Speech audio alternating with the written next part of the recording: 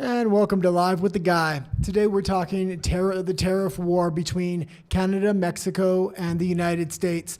Donald Trump's come out with some pretty stern statements lately, and Justin Trudeau as well as Claudia Sheinbaum are reacting.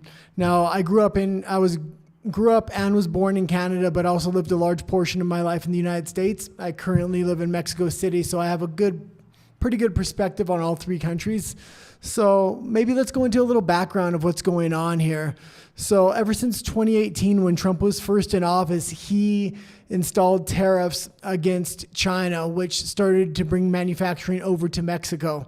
And once things were manufactured in Mexico, they were being imported into the United States. Now we sit in 2024, and Mexico has surpassed China for the main importer of goods into the United States. Okay, Claudia Sheinbaum is currently the president of the United States, and she has her own version of Make America Great, which is Make Mexico Great Again. Some of her economic policies are actually okay. I don't agree with most of her cultural policies. I think she's going to be a far left radicalist. But as far as her economic policies, they really make sense as far as how they are going to interact with the Trump administration. But one of her big things is she hasn't really built a lot of Chinese manufacturing.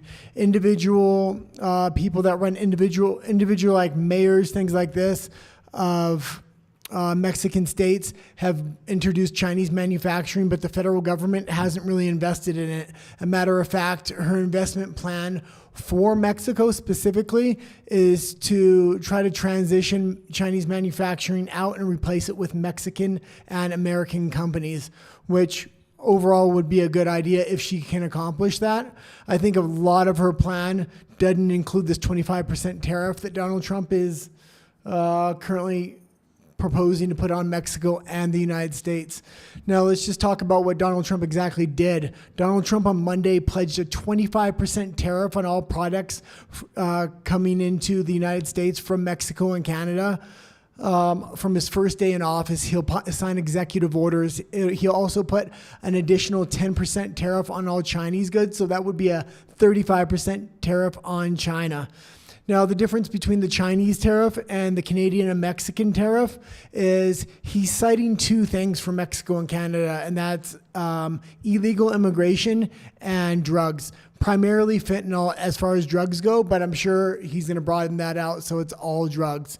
So overall, it looks a lot better for Canada and Mexico, because if they can meet those two things, you would expect the majority of tariffs to be dropped. So if they can comply with managing the drug trade and bringing it down, as well as stopping illegal migrants, you would expect no more tariff or very little tariff for Mexico and Canada. Both countries seem eager to comply. The initial statement coming from Claudia Sheinbaum, I actually put in the videos. I translated it to English for everybody. So if they want to see her initial statement, it's a far different statement than the phone call that she actually had today with Donald Trump. In her initial statement, I think they were shocked and felt a little bit betrayed by the U.S. They were talking about potentially putting tariffs of their own on the United States, and that would completely backfire on Mexico. Ultimately, Donald Trump wants to bring a lot of manufacturing back to the United States, so that would only speed that up.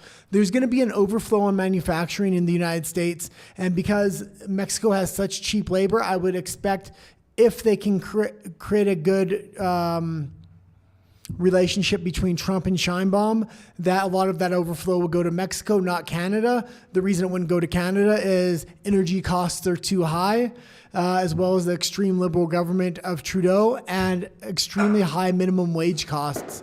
Now, as far as minimum wage costs go in Mexico, they're extremely low, and that's why manufacturing in Mexico is an ideal place. But let's hear the exact statement Donald Trump put out on his Truth Social. Donald Trump said, "On January 20th, as one of my many first executive orders, I will sign necessary documents to charge Mexico and Canada with a 25% tariff on all products coming into the United States, and its ridiculous open border policies." Trump said in a true social statement. Trump said the tariffs would remain in place until the two countries clamp down on drugs, particularly fentanyl and the illegal migration at the borders. Now, Mexico's finance minister said something a little bit radical on the radio. Mexico signals it can hit back at the U.S. with tariffs of its own. If you want to hit Mexico with tariffs, we can hit you with tariffs, the finance minister said. So this is the wrong strategy to have. This is only going to further speed up manufacture going into the United States. It seems like Sheinbaum finally had a phone call. Her initial statement was put in the form of a letter, and then she revealed this letter live to the media, which was just a poor political move for her to do.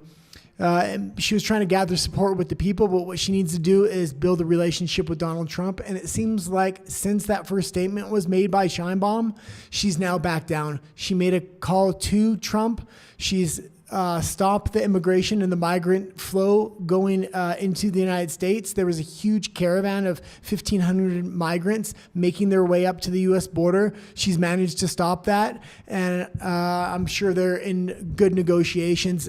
Trump released another statement on his True Social that said him and Claudia Sheinbaum had a good phone call. So it looks like she's putting everything in line to have a good relationship with him, which is the thing Mexico needs to do. That's Mexico's main trading partner, and it's their lifeline. If they have to choose between the United States and China, for instance, they're going to have to choose the United States if they want to survive. In an ideal world, it would be great if they could have both. But with Trump there, I just don't think he's going to allow that to happen. We'll see what does happen, especially when it looks like he's playing hardball. Now, Canada, on the other hand, doesn't have many other trading partners. Canada is in a very tight situation. They rely on the United States for all their lifeblood, and they have very little to offer the United States other than natural resources. And many of those natural resources, the United States can provide for themselves. So instantly, Pierre Poilievre came out with a statement, and I also put this as a video on the main channel. So if you want to go to my videos, you can look at Pierre Poilievre's statement, and he looks like he's going to be the future Prime Minister of Canada. And if he is, he has the right attitude. He realizes that America is their main trading partner, and they're going to do whatever they have to do to not have a 25% tariff and maintain a good trading relationship with them. The issue Canada is going to have is Justin Trudeau's currently in power. And I think Trump may hold that 25% tariff over his head.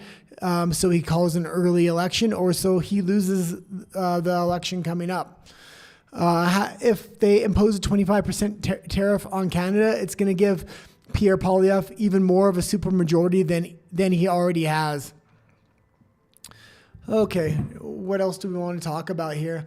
I guess we can talk about Canada trying to cut Mexico out of the North America Trade Agreement. They're trying to backdoor Mexico out of the agreement they have, which is the USMCA, which is the United States, Mexico, and Canada Trade Agreement, which was negotiated last time Trump was in office. It looks like a renegotiation is coming up, and it makes sense why Trump's saying he wants to put a 25% tariff on both these countries. This gives him all the leverage going into this negotiation. Number one, it looks like both countries are going to secure their borders, and they're going to stop the flow of illicit drugs coming into the United States. But more than that, especially if you look at Mexico, they have a lot of tariffs coming in on products of their own, but then they expect the United States not to have the same tariffs. So I think when Trump renegotiates the deal, what's going to happen is Mexico is going to have to lower a lot of the tariffs of products coming from the U.S. into Mexico, which will ultimately be good for the Mexican people. Maybe not so good for Mexican manufacturing, but it will lower the cost of many goods, perhaps. So Trump's really looking for leverage to renegotiate all trade deals around the world. I think he's focusing on Mexico and Canada first to set the precedent for the rest of the world. So when he goes over to the EU to renegotiate that deal, and when he goes into Russia, it's going to be interesting when he negotiates with Russia, because the Biden administration put so many sanctions on them. He's going to have a lot of leverage to work with. He can negotiate lowering some of the sanctions while keeping other sanctions up. The same with China. So it's going to be very interesting to see him renegotiate all these deals. Trump once wrote a book called The Art of the Deal, and what he likes more than anything else is playing hardball. So he has a hard ask at the very beginning, with something like a 25% tariff, and then they're going to negotiate down from that. He's not even in office yet, and he's already got concessions from the Canadian government and the Mexican government to secure their borders and stop the illegal drug trade. So when he does get in office, he's going to renegotiate the nuts and bolts of that deal, meaning what are the tariffs Canada and Mexico have on United States products, because he's going to get all that stuff lowered. He does not like what Europe's done to the United States products. American vehicles and cars are not sold in Europe because there's such a high tariff. So he's going to get those lowered in Europe as well. He's really looking to put America first again, and I think Canada's looking to put Canada first, and Mexico's looking to put Mexico first. And they're looking to do this by bringing manufacturing back to their home countries. Maybe not Canada so much, but definitely Mexico. So if Mexico, the United States, and Canada can really get their shit together as individual countries, when they come together as a group, it's going to be one of the strongest trading blocks in the world. Their cooperation is only going to really benefit each other. What's happened over the decades is the United States has really been draining itself by enriching other countries off of its back. So once America gets strong again, these other countries will be able to get strong as well, especially the countries that are really adjacent to the United States. Okay, as far as the two big asks from Trump, one was immigration, the other one was drugs. I don't think he was just talking to Claudia Sheinbaum when he was talking to Mexico. I also think he was talking to the cartels. And the reason he's doing this is because Claudia Sheinbaum really has control over immigration. She has very little control over what's going to happen as far as illegal narcotics and things like this are going to be flowing. What Trump wants to do, I think he's offering the cartels the ability to legitimize. He wants to legitimize the country through legitimizing the cartels. The last time this really happened in recent history was with the KGB in Russia. After the fall of the old USSR, the KGB really uprose as a big criminal organization, and that's how they were making a lot of their money.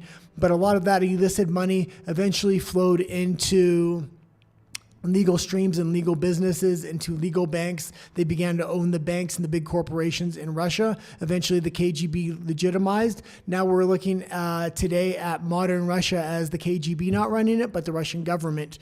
There was a transition from a cartel-like organization of the KGB, legitimizing themselves over a decade's time and really becoming the government. And today you look at it as a strong national government. So the transition has happened before in another country. What Trump's saying with the 25% tariff, if he holds that on there, it's going to really hit any legitimate manufacturing businesses that the cartels are involved in. So if that number is greater than what they're making in illicit drugs, what he is saying is you can keep your legitimate businesses and you can begin to legitimize the country, but the illegal drug trade is going to have to stop. He also has multiple other ways to stop this illegal drug trade and the flow of immigration. He's trying to get Mexico to shut their southern border down because it's much smaller. He can also offer them money to do that. He also wants to stop all the NGOs from operating inside Mexico and helping these illegal migrant caravans come up to the United States. So that's what he wants Mexico to do. But what he's going to do on his own part is he's going to deploy the military to the southern border, most likely. He's going to hire massive amounts of border guards. The border guards and the military are going to work together on that border. He's also going to build a border wall. He's also going to build a secondary border wall, which is the high-tech security border wall, which I watched quite a few documentaries on it. And when you have a real border wall mixed with a high-tech surveillance border wall, mixed with military, mixed with border patrol, you're going to really be able to shut down and lock down that border. It's going to make it extremely hard for illicit drugs to come into the country. And when I say a high-tech border wall, they now have ways to scan trucks coming into the United States for different substances that are contained inside them. So he'll probably amp that up to make it extremely difficult for drugs to come through that border.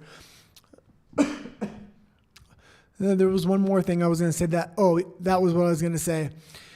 He's also going to probably implement digital ID, which I am completely against, and I think a lot of his supporters are against. I think they're going to get it on the back of border security and fighting illegal migration. But if he has if he has a digital ID, a digital border wall, an actual border wall, the border patrol, and the military, he's going to be able to completely shut down that border at any time. So he may even want to shut down most of the traffic coming across that border in order to punish the cartels and shut down their business coming into the United States, trying to force them into legitimizing themselves, much like Russia did with their government. Okay, well, I'll keep it short today. This was the first or second live stream I did here. It failed pretty hard on the first one, so I'm glad if anybody did watch this one. This was kind of a test run number 2, I guess we'd say.